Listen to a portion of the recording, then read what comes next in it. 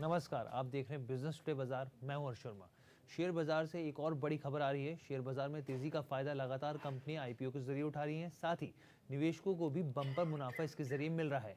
अब खबर है कि ऑटो कंपनी ओला इलेक्ट्रिक अपना आईपीओ लाने की तैयारी कर रही है। करीब 20 साल बाद किसी ऑटो कंपनी का आईपीओ आ रहा है। इससे पहले साल 2003 में car manufacturing company Maruti Suzuki की ओर से आईपीओ लाया गया था। यानी करीब 20 साल बाद किसी ऑटो कंपनी का आईपीओ आ रहा है। रिपोर्ट्स के मुताबिक ओला इलेक्ट्रिक का आईपीओ करीब 8,500 करोड़ यानी 8,500 करोड़ या फिर करीब 100 करोड़ डॉलर का हो सकता है। इस तरह की मीडिया में रिपोर्ट्स हैं, खबरें हैं। ओला इलेक्ट्रिक का आईपीओ साइज के हिसाब से देश का टॉप 15 इशू में शामिल हो सकता है। कंपनी को भारतीय शेयर बाजार में लिस्ट होने से पहली प्योर प्ले इलेक्ट्रिक व्हीकल निर्माता बनने की भी उम्मीद है। इस तरह की खबरें पहले भी आई थी, जो हमने आपको अपडेट किया था। अब ऐसे में सवाल उठता है कि ओला की ओर से ड्राफ्ट पेपर जमा करने को लेकर क्या तैयारी है।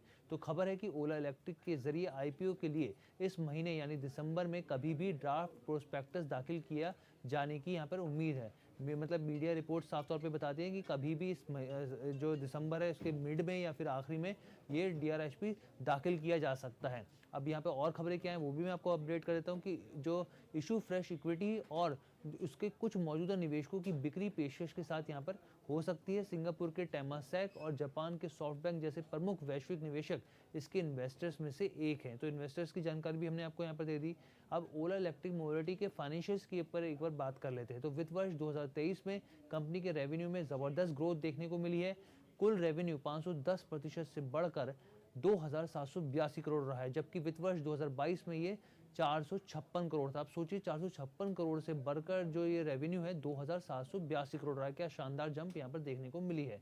अब कुछ और जानकारी भी मैं आपको दे देता हूँ यहाँ पर, ताकि पूरी तस्वीर आपको क्लियर हो जाए। भविष्य में जो कंपनी का जिस तरीके से आगे की ग्रोथ प्लान रह सकता है उसके बारे में भी एक बार हम लोग आपको बता देते हैं कि क्या ग्रोथ प्लान रह सकता है।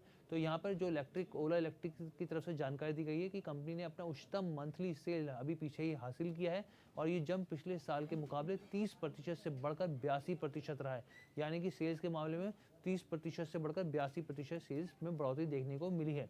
कंपनी का कहना है कि भविष्य में भी ये आगे की जिस तरह की स्ट्रॉन्ग ग्रोथ और प्रॉफिटेबिलिटी है साफ तौर पर देखने को मिल सकती है। ओला ने हाल ही में S1 पोर्टफोलियो को बढ़ाया था और करीब 5 नए स्कूटर और ऐड किए थे। सेल्स और सर्विसेज नेटवर्क जो है इसका कंपनी का लगातार बढ़ रहा है, साफ तौर पर इनका कहना है। और अक्टूबर 2023 तक कंपनी के 935 एक्सपीरियंस सेंटर देश में और 390 सर्विस सेंटर यहाँ पर इस तरह की जानकारी दी गई है।